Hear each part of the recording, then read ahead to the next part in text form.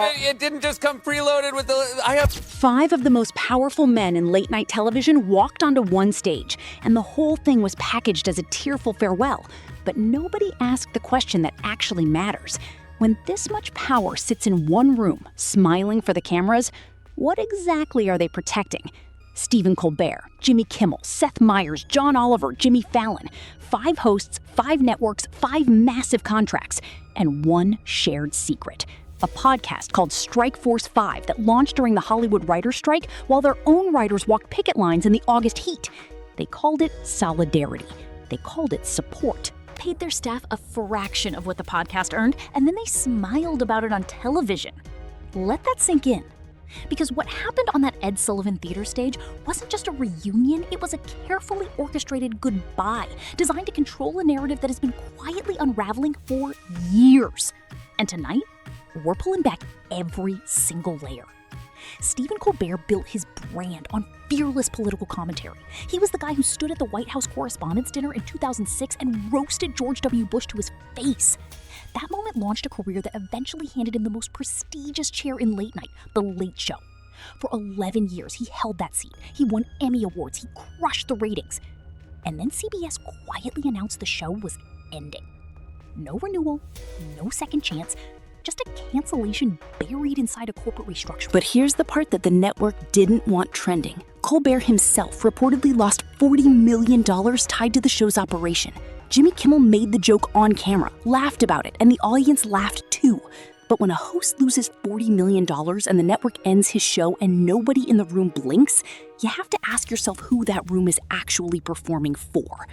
And then there's the podcast. Strike Force 5 launched in the summer of 2023 when the WGA strike shut down Hollywood. Writers couldn't work, crews were suffering, and these 5 hosts, who collectively earn more in a month than most of their staff earn in a decade, decided the solution was a podcast. They said it was to keep paying their employees while productions were dark. Noble, admirable even, until you look at what percentage of the podcast revenue actually reached those employees. The numbers were never fully disclosed. The hosts sold merchandise, t-shirts, limited runs. The money flowed, but the receipts sealed. Stay with us, because what happened the night this reunion was filmed goes deeper than nostalgia. On camera, the 5 men joked. They roasted each other. They played parlor games with paddles bearing embarrassing photos sent by their own wives. Kimmel quipped about Colbert's $40 million loss. Fallon admitted to sleeping in bed with pizza and onions in his socks. Oliver described public humiliation as feeling like a warm bath. Meyers pressed every button in sight. The audience loved it. It was polished. It was precise. It was exactly what a PR team would design. But between the laughs, Colbert said something that nobody clipped for the algorithm. He called himself the nougat filling, the new center that gets sucked out. He said, almost too plainly, that the other 4 were the candy shell. They'd be there when he was gone. And in that moment, something beneath the performance cracked open just slightly. Fact ABC, Fallon is at NBC, one of the most protected addresses in television. Meyers holds the anchor slot at late night, one of the most durable brands in the industry's history. Oliver operates under HBO, which doesn't answer to the same advertising pressures that killed Colbert's show. And Colbert? He was on CBS, a network now bleeding subscribers, hemorrhaging advertisers, and scrambling to justify its own existence, while its parent company, Paramount, navigates a merger that John Oliver himself referenced on camera before immediately walking the comment back. He literally censored himself on a live broadcast in front of a studio audience. Political satire. A man who has spent years dismantling corporate media on his own show stopped mid-sentence, calculated his financial exposure, and said the opposite of what he was about to say, because the merger wasn't done yet, because his contract still had provisions, because the machine was still running and he was still inside it. That's not solidarity. That's survival.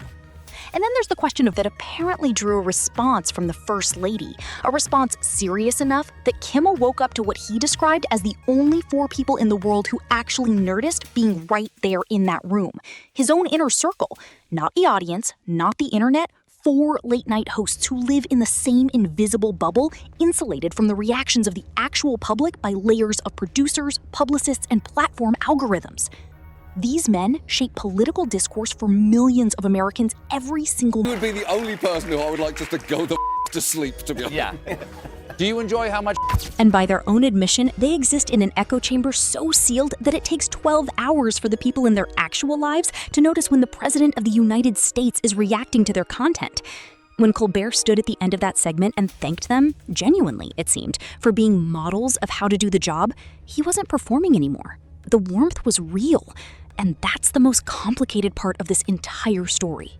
Because none of this is about whether these men are good people. They probably are. It's about what the industry built around them, the infrastructure of silence, the unspoken agreement that you protect in theater, which has housed one of the most iconic stages in American television for over 6 decades, is being dismantled. Even the invader mosaic on the wall, installed years ago by a French street artist who slipped in one night, is being destroyed because it was linked to the show. Because when the show dies, everything tied to it dies with it.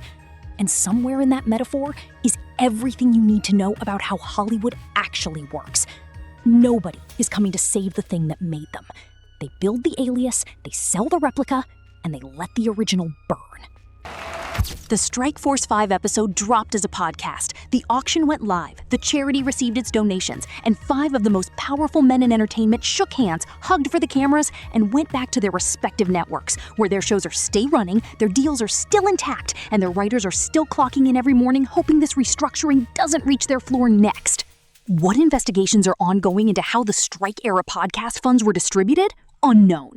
What the full financial terms of Colbert's CBS exit actually look like? Undisclosed. Whether any of these men will use their remaining platforms to interrogate the same corporate consolidation that ended their friend's show, don't hold your breath. The receipts exist, the contracts exist, the group texts exist, and somewhere, someone has the number that the Strike Force 5 podcast actually paid out, compared to the number it earned. When does loyalty to the format become complicity in the system? And when 5 of the most powerful voices in political comedy sit in one room and choose the safe version of the story, who exactly are they protecting? Drop your answer below. And if you want the full breakdown of how Hollywood's late-night machine really operates, who controls the guests, who kills the segments, and which advertisers have quietly shaped what gets said on camera for the last decade, subscribe to Snap Craze Hub. We're just getting started.